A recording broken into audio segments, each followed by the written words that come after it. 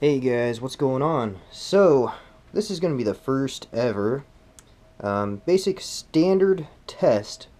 Basically, the multi-tool gauntlet. But this is going to be a standardized test that I do for multi-tools, just to assess basically how much they can do for what they are. So, let's get started. First off, we're going to start with cordage cutting.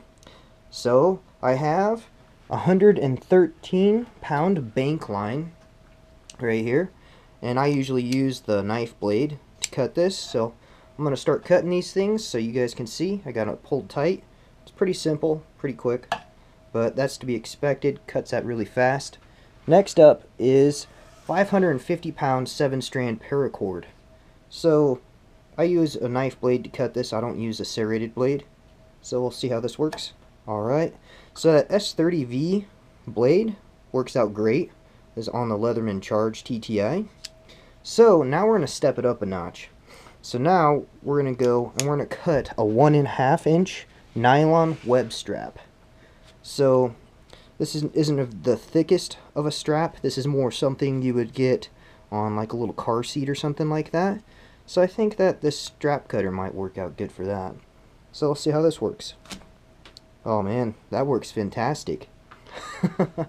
Alright, so now we have a 3/8 inch piece of, let's call this, I don't know, it's like hemp or jute. It's like a natural rope fiber cord. And because it's a thicker rope cord, I'm going to use the serrated safety cutter blade. So we'll see how this works out. Wow, look at that cut. This serrated blade right here is really just powering through that. So the last thing that I have is a 1/2 inch. This is a nylon, solid plastic rope. So this stuff is nasty to cut. So let's see how this little serrated cutter works out for it. Oh man, it just makes easy work of that. Look at it, just cut through that so well. It's even shiny. I don't know if you guys can pick that up or not, but it worked out really good. So very impressed. Alright, on to the next test. Alright guys, so we're over here at the vise, and this is how I secured all of those ropes that I was cutting. I just put them through and I tied a knot back behind here, and I just pulled them tight. That's always tough to cut when you don't have it secured. But the next test is going to be a zip tie. And these things are kind of a pain to cut, you know. They're plasticky and they're just a pain sometimes. So I'm going to use that little cutting hook right here. I found that works out really good. So I'm going to show you guys how to do that. So what I do is I just take and put it on here, and I just pull it back, and just like that, guys. So you got to be careful doing that. Just be careful what you're doing. So, let's saw some wood. Alright guys, we're back. I got a little piece of scrap wood here. So let's get out the saw on the Leatherman Charge. And where's it at? Right here. Haven't used this yet, so let's test it out. See how it works.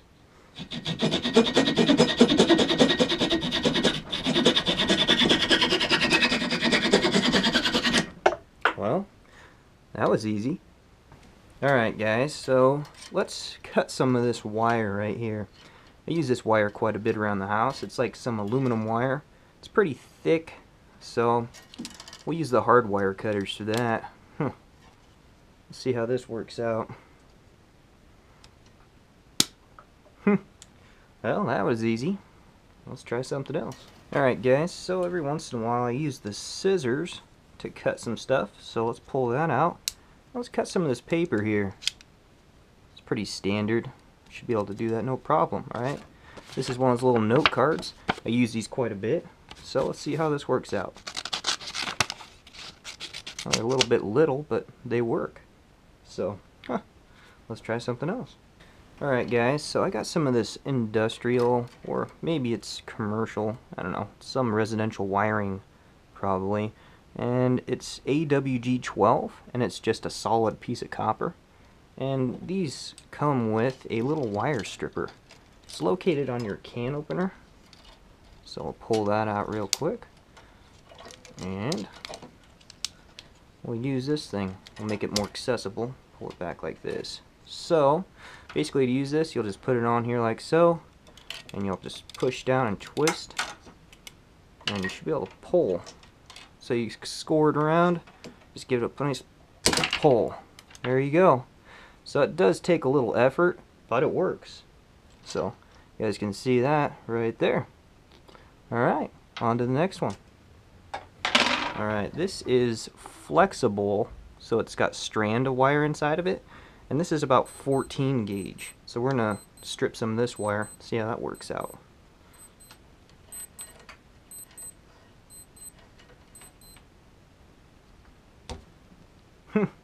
That works out really good. Oh. Let's twist that up. Alright guys, now that we've stripped our wire, we got some of these little connectors. They're insulated. I use these quite a bit in car stereos and stuff like that. Just a little quick electronic repairs. So, let's twist this up. And this Leatherman Charge, it's got a crimper right up front of here. And this is my standard size I use. It's 14 to 16 AWG. So let's put this in here, like so. Alright, and now let's put our wire in there. Let's twist it in there. And let's see how this works. I'm trying to do it so you guys can see it. Alright. So here's our crimp that we did. Look at that. Looks pretty decent. Doesn't hold. Let's try it on the other side. Maybe I did it wrong. There we go. Let's try this one more time. I'll put this on. Make sure I'm over the metal. Alright. Let's try to squeeze down on this. Oh, I think I did it that way last time. Let's try this way. Alright.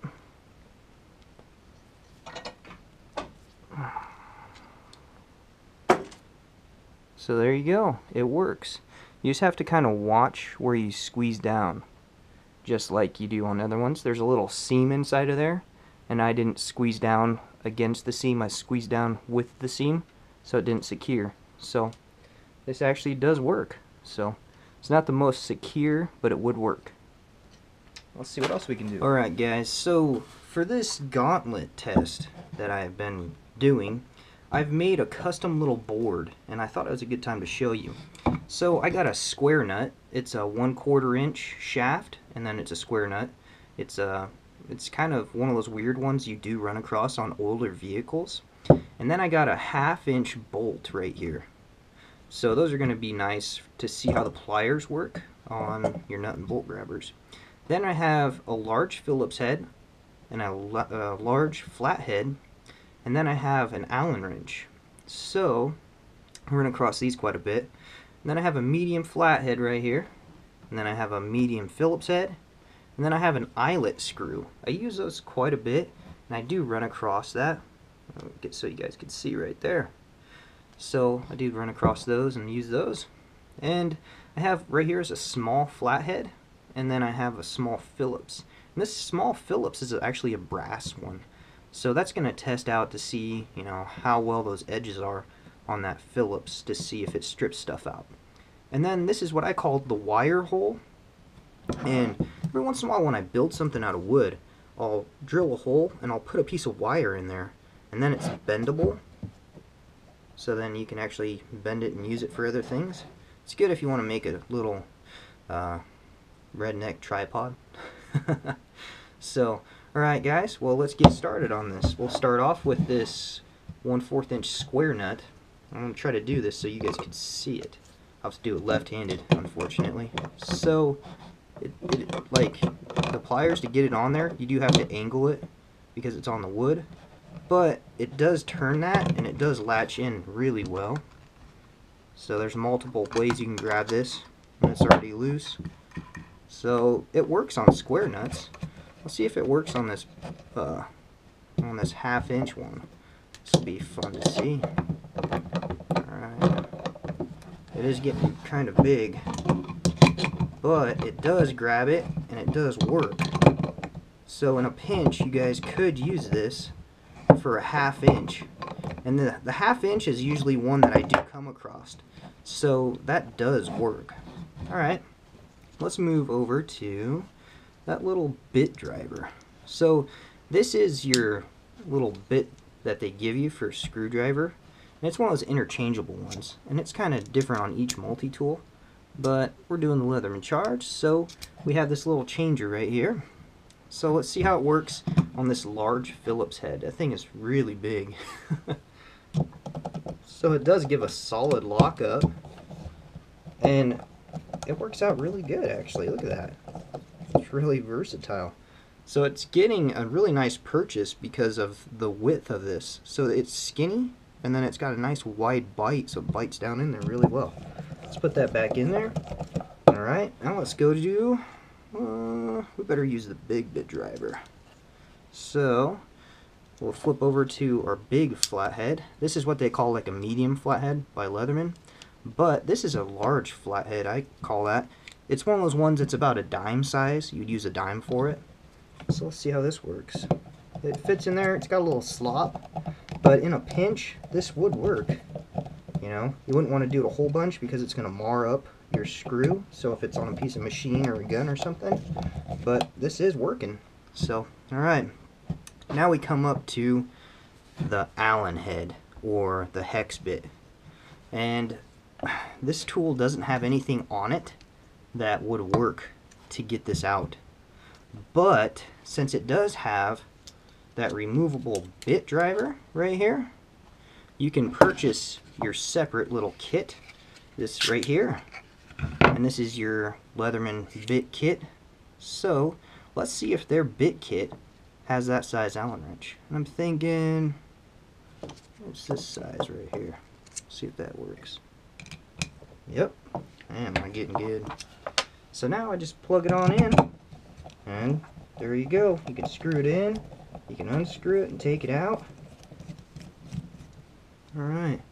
So that works. So it's pretty versatile with the bit kit. But without the bit kit, you would not be able to access these and use it. So let's put it back to how it was and how it came out the box. And now here's our medium flathead. So we'll use the little flathead on the other side of the Phillips.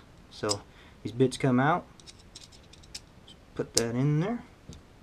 And here we go. So that does work. It's got a little slop. So let's try that medium driver. Let's see if they're medium size is what it is.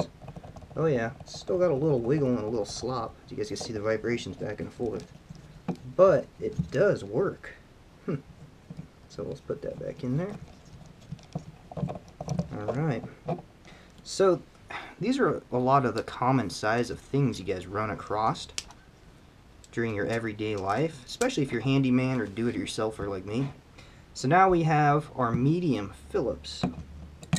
And this is kind of like one of those picture hanging size. So it screws it down and in there real easy. It's got a real nice bite. So their bit that it comes with, it says it's a number 1-2 on there. I don't know if you guys can see that, but it says number 1-2 on it. And then it's got the 3/16 inch little flathead. But if you guys purchase that bit kit and you run across something else, I mean, you could just plug one of these in and not even have to worry about it. Or you can just carry this on your belt like I do. So that rotates in and out of my EDC. So we just did this one. Now we come across, sorry for bumping the camera. Now we come across these eyelet screws. And this one is in there finger tight, you know, it's not going to come out. So when you run across something like that, I usually use the pliers on those. So this has got that crimping gap, so we're going to have to use the needle nose. Let's bend this wire out of the way so I don't stab myself. Alright. So now, give it a twist. So that actually works really well. Those pliers got really nice grippy teeth. So here's my wave. The Leatherman Wave's got really fine teeth, and they slip sometimes, but the Charge right here, it's got really, I don't know, it's got more aggressive teeth. So you guys can see right there. So, alright. So I did that.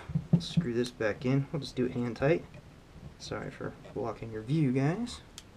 Alright, so now we're going to go down to these little ones. And this is about as little as I go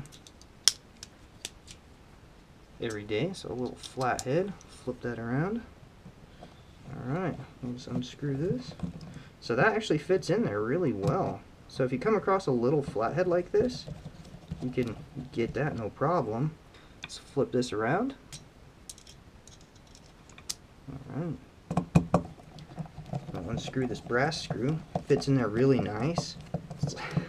So you can go from this big one all the way down to this really little one with this. Not have any issues with that bit they give you standard. Which is really awesome. Alright. So this little wire thing down here.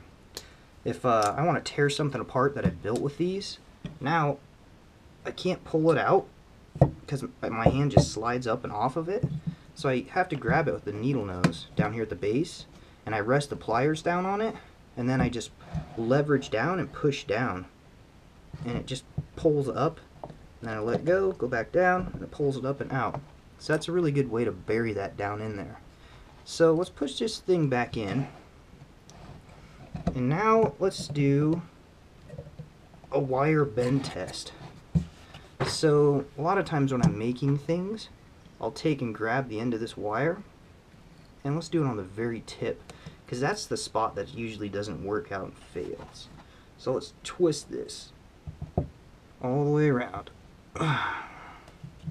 There you go. So now you can make little eyelets out of wire, little circles and loops. So I'm pretty impressed. Alright. So down here at the other end of this board, sorry for going for the camera. Here we go. Every once in a while, when I've had too many beers, I bend over nails. So I simulated, yeah, I know, looks like a 2-year-old nailed this. But anyhow, so I simulated a bad nail strike and a bend. So let's grab one of these and bend it straight. Alright, so now let's say your hammer can't get on there and pull this out because the head's too little. So now we're going to have to apply the same wire pulling trick that I just showed you. So I'll get on there, and I'll rest this head down there on an angle flush. And we'll squeeze on it, and we'll pull. And this is an oak doll, or 2x4, guys. So it's not a standard soft 2x4. I like to use the really hard ones. And that actually worked out really well. So it straightened the nail out and pulled it out. And these are little, like, brass Bradley point finishing nails, stuff like that. I use these for a lot of my little projects. So these things are a booger sometimes, especially if you have a hammer and you're using a big hammer. They don't want to pull these out. So that's where my multi-tool comes out and saves the day. Alright, so now let's do, let's try to remove one of these staples. Alright, so these are air gun staples. I build, and I usually do like really thin plywood or really thin style wood right here, like this. It's a little flat thin wood. I usually use these staples on it to build little boxes for my kids and stuff like that. So let's see if we can take these needle nose and pull one of these out. These things are really in there. I used 60 or 80 pounds. Oh, yeah. This could be a problem. Yep, the needle nose is not going to do that, guys. So, wow. So that's not going to work. It's not going to get a hold of it. Let's try to get a hold of it on the side right here. See if the side grip would get a hold of that. Nope. So we're actually going to have to try to take that little screwdriver. I'll flip that around. I'll take and see if we can push this under here. See, now you'd be damaging your product or your project or anything. Wow. So this tool is not going to get those out. They're probably a little bit too much for this. So, didn't work on that. Let's see what else we can do. For the awl drill, this tool doesn't have an awl, so I can't do an awl drill. So if you were to have to like drill a hole or anything, you would have to use probably the tip of your knife. So you'd have to drill a hole. But it kind of fails the awl, doesn't have one. But what it does make up for is it's got an eyeglass screwdriver right here. So if you guys wear glasses, that works out good. This also works out good if you get something down in a little crack or something.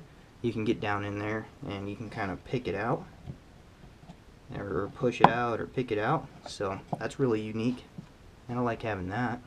So, alright. And let's do the file. So, this one does come with a file. It's got a nice little cross cut. It's probably like a wood metal file. And it's got a little metal hacksaw kind of right here. You can use those to cut into things. And it's got a diamond file. But let's just file on the end of this right here. Every once in a while I want to soften up a corner on one of my projects.